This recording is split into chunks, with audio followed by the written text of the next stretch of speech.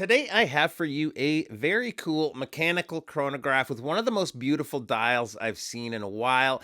The watch is from the recently revived watch brand Excelsior Park. And if you're into salmon dial watches, you're definitely going to want to check this one out. Big thanks to the folks over at Excelsior Park for lending this in a few days. Really appreciate it. But let's get to it and take a look at the watch.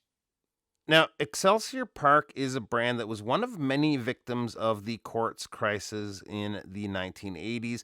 The company was founded in 1866, and although they made and sold watches, they were also a movement maker and sold movements to companies like Zenith. In 2020, the brand was purchased by Guillaume Ledet of Corius Group.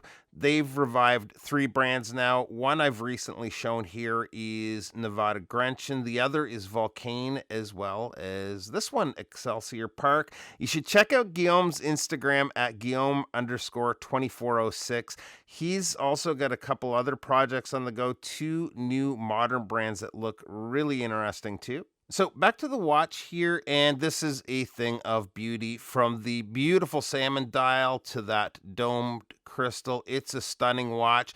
I haven't gotten hands on with all that many salmon dialed watches, but I can tell you I've come to realize I think I need a salmon dial watch in my life. Couple of options you get when ordering is, first of all, the strap. There is a black option to choose from. There is this lighter brown, and there's also a yellow that looks pretty cool on the watch.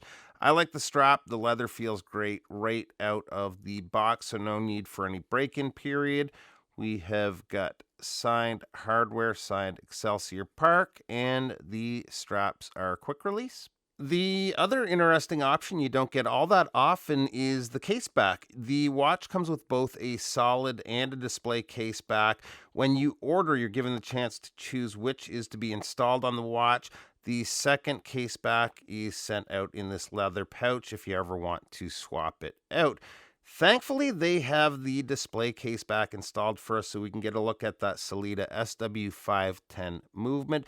The movement is a manual wind cam operated chronograph movement. It's a high beat 27 joule movement with a power reserve of approximately 62 hours. So, yep, it looks good from the back, but it's even better from the front with that beautiful dial.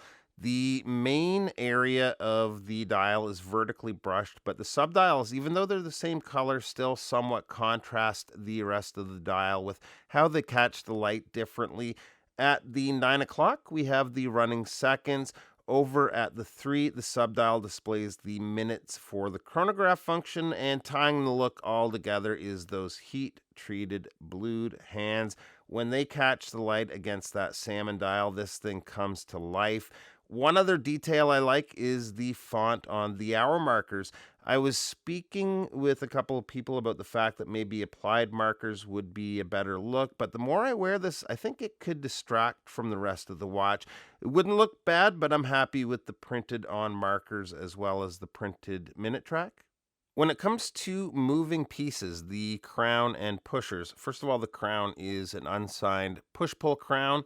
It's thin, but it's still a fair-sized crown, so no problems with winding and setting the time. Let's get the chronograph going here. The pushers have that really nice snappy action. Let it run just for a couple of seconds, and we'll stop, reset. So as far as interacting with the watch goes, it's been really nice to use. It's very enjoyable and has a pleasant feel when it comes to both, again, the winding and the action of the pushers. The case is well finished, and I like how the lugs come almost to point. It's mostly brushed, but with a thin, polished, beveled edge along the side of the lugs. The case is a thicker case, but I'll show you in a minute. It doesn't seem to wear as thick on wrist as it looks off wrist. Size on the watch comes in at a case width of 39 millimeters even. The lug to lug is 47.1 millimeters. Lug opening is 20 millimeters, and the thickness is 13.2 millimeters, including the double domed sapphire. The crystal is treated with an anti-reflective coating, and the water resistance on the watch is 100 meters, which was a surprise to me. I expected 3 ATM or maybe 5, but 100 is awesome for a watch like this. And here it is on my 7 1/4 inch wrist. And first of all, check out how this sits on wrist.